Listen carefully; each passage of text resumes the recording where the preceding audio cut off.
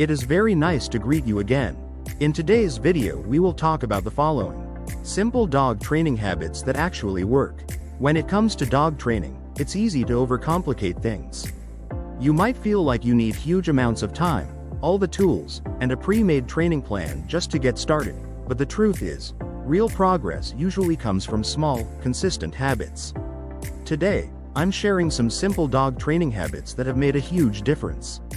My life is already super chaotic, so these strategies won't overwhelm you or burn you out, or your dog, of course. They're simply a sustainable momentum you can maintain. Let's dive deeper. To start with, the vast majority of us aren't professional dog trainers. On the other hand, many of us don't have the time.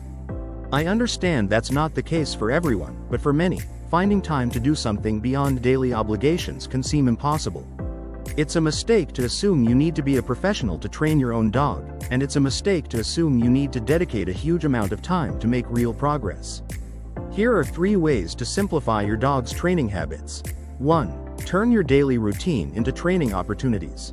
Research suggests that a significant portion of our daily actions, between 40% and 43%, are based on our habits and routines. This means you have plenty of time each day to integrate short training sessions. For example, when you feed your dog, ask him to sit before you leave his bowl. Before letting your puppy out, ask him to touch your hand. While you're getting the leash ready for a walk, practice a stop signal or something exaggerated like turning off the lights before you leave. You certainly don't want to ask your dog to do something before every step of your daily routine. Both of you will tire yourself out, but add a cue here and there to reinforce good manners or new behaviors. 2. Try to do several short sessions, not one long one. This is probably my most practical tip. If you're like me, you probably don't even have an hour to train your dog. Instead, I make a point of taking advantage of small moments of transition. Here's a real-life example from any given day. My wife leaves for work, and Loki and I walk her to the bus stop. When I get back, I take off his harness, and Loki follows me into the kitchen, where I make breakfast and clean up. While I'm cooking, I work on our current goal, getting him to sit longer. While I load the dishwasher, we continue the same behavior. This gives us 5 to 15 minutes during the week to practice while I move forward with the rest of the day. We also practice cues like, in your bed, and Loki sitting longer when my daughter does her homework at the table. It's a natural time of day when I have a few minutes to focus on Loki while I supervise my daughter's homework.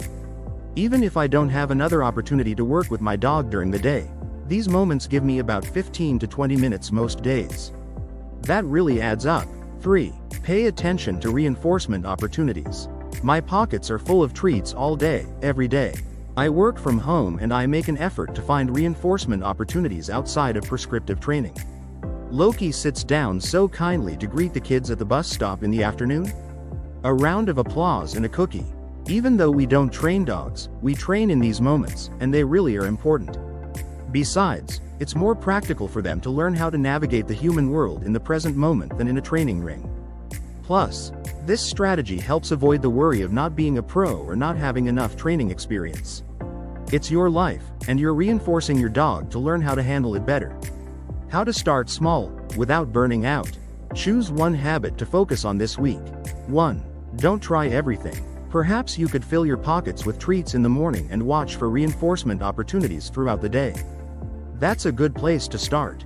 Establish a small first step, e.g., instead of teaching your dog 3 new behaviors this week, think of a small starting point, such as, I will reinforce the sit cue every time my dog comes to my desk to say hello. Celebrate consistency, not perfection. Conclusion. Developing a dog training practice through small, consistent daily actions doesn't have to be a chore. With a few simple habits and consistent effort, you can make real progress, without stress, overthinking, or burnout. It is a pleasure to inform you and help you. If you have not subscribed to the channel, you should do it now. Take care of yourself and your furry friend. A hug, and until the next video.